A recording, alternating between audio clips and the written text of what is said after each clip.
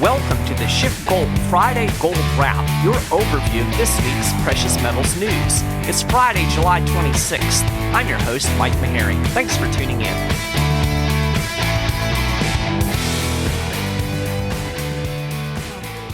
Well, all eyes are going to be on the Federal Reserve next week as the FOMC meets. This week we got a little bit of a preview with the European Central Bank meeting. The ECB stayed put for now, disappointing some who expected the central bank to resume easing. The ECB held the benchmark deposit rate at negative 40 basis points. Yes, I said negative. It's amazing to me that the ECB is talking about a pivot back to easing when it never stopped easing. Nevertheless, Draghi indicated that easing is coming with the high likelihood of a rate cut and/or a resumption of asset purchases on tap for September. In a statement, the bank said it would hold rates at their present or lower levels at least through the first half of 2020, and in any case for as long as necessary. In a press conference after the meeting, Draghi said, quote, "A significant degree of monetary stimulus continues to be necessary to ensure that financial conditions remain very favorable and support the euro area expansion." Well, September isn't soon enough for the markets. They want their easy money now. The Dow dropped almost 129 points on Thursday after the ECB meeting. Now, gold got a little bit of a bump, mainly due to Draghi's dovish messaging. The yellow metal pushed to a weekly high around 1434 on Thursday, but sold off on some positive economic data later in the day. Weekly jobless claims dropped to a 3-month low last week, and capital goods orders saw a healthy gain in June. Despite these moves, gold has basically been range-bound. Everybody's waiting for the Fed meeting next week. Now, there has been a pattern with gold over the last several weeks. We've seen big legs up and then pullback and consolidation before the next surge. Analyst Bubba Horwitz called this action very bullish, saying he sees a potential run to $1,500 per ounce. He said the simple fact that gold is making higher lows and higher highs on each move indicates this rally still has room to run. Gold is trading at around $1,420 per ounce as I record this podcast. Now, the yellow metal is currently on track for its first weekly drop in 3, but the GDP report that is due out this morning, in fact in about 20 minutes, could have an impact either way. Most economists are expecting really tepid growth. Around 1.8% is the number I've seen thrown around. That would be the slowest growth in more than 2 years. Any significant deviation either way will likely move gold up or down, but like I said, really at this point, the market is pretty much in hurry up and wait for the Fed mode.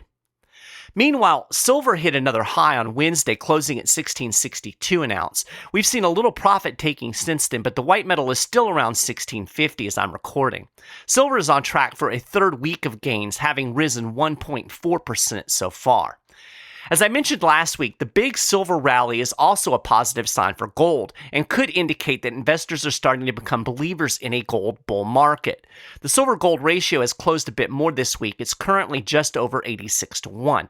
Now, that's still abnormally high, but don't forget, it was knocking on the door of 93-1 just a few weeks ago.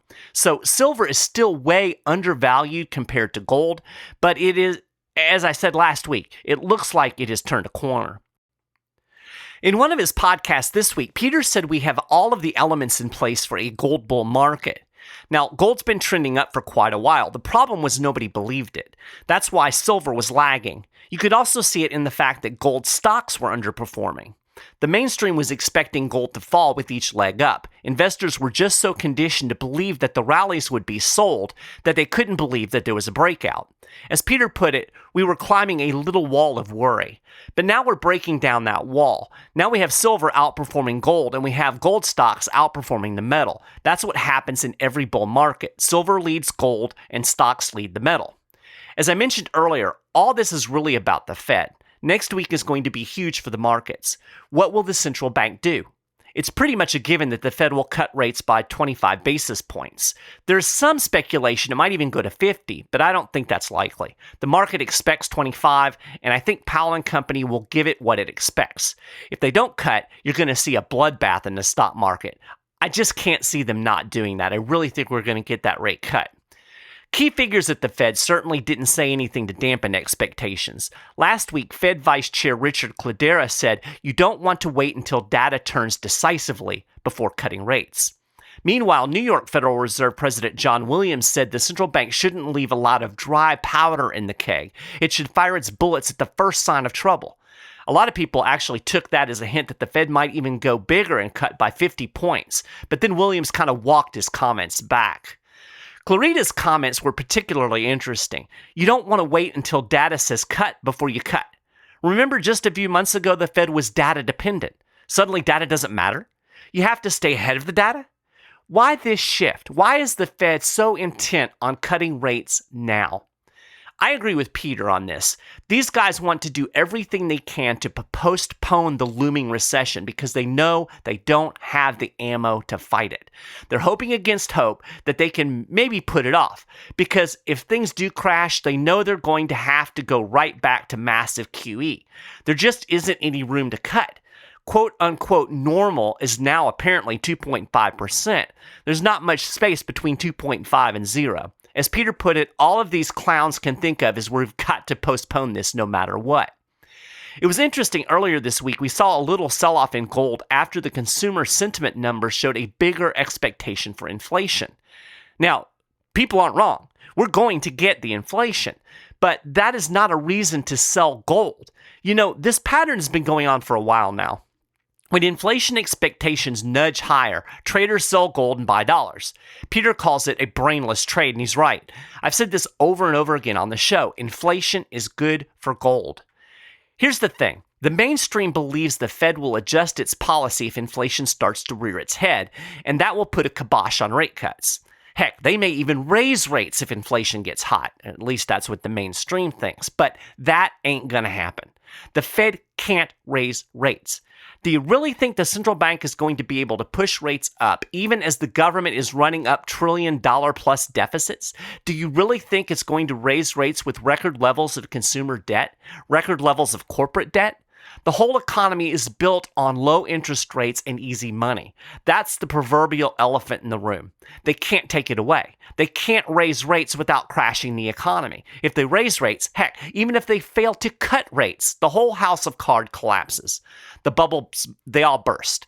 So the Fed is really stuck in a corner. It can't get out of it. I think ultimately they'll let inflation run. They're already hinting at it with this notion of symmetric inflation. That's just an excuse to let inflation push above that so-called 2% target. Inflation is going to win this battle. That's why you should buy gold. Gold is an inflation hedge. And despite the way the mainstream is behaving, inflation is bad for the dollar. The only reason the dollar gets stronger at every whiff of inflation is because everybody thinks that will influence the Fed to move toward a tighter policy. But if it doesn't tighten, and it won't, inflation is a nightmare for the greenback. Inflation means the dollar is losing value. You don't hold on to a depreciating asset. Now, most of the mainstream still doesn't seem to get it, but we are seeing a little more interest in gold out there. I ran across a pretty interesting piece in MarketWatch yesterday. It was by an analyst named Jared Dillian. He called gold life insurance, writing that it's a hedge on this place turning into Mad Max Beyond Thunderdome. Now, he wasn't saying you should expect to see Mel Gibson running around with a chainsaw outside your window anytime soon. He was talking about the inevitable breakdown of an economy built on debt and fiat currency. Here are some bullet points from his article. In recent history, the government has had a habit of abusing its currency. Most governments abuse their currencies. Gold is an objective store of value, while the dollar is a subjective store of value. Big deficits will probably be monetized. Some lunatics want to inflict modern monetary theory on everyone. Inflation is trending higher, measured and unmeasured. Now, if you want to learn more about the economics that underlie all of this, you need to download our newly revised and updated Why Buy Gold Now report. I'm going to link to it on the show notes page. This 22-page report was carefully researched and crafted by SchiffGold's team of precious metal specialists. Now, these guys have some serious academic credentials.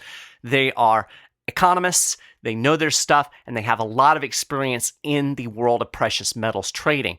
And then I did my thing, and I wrote this in such a way that I think your average investor is really going to be able to digest and understand what is being talked about. Why buy gold now?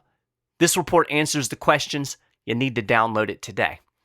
Also, you can talk to one of our SchiffGold precious metal specialists, and they can give you even more details and answer any questions that you might have. So that is a gold wrap for this week. You can get more details on all of these stories and more, and keep up with the latest precious metals news and analysis throughout the week at SchiffGold.com/news.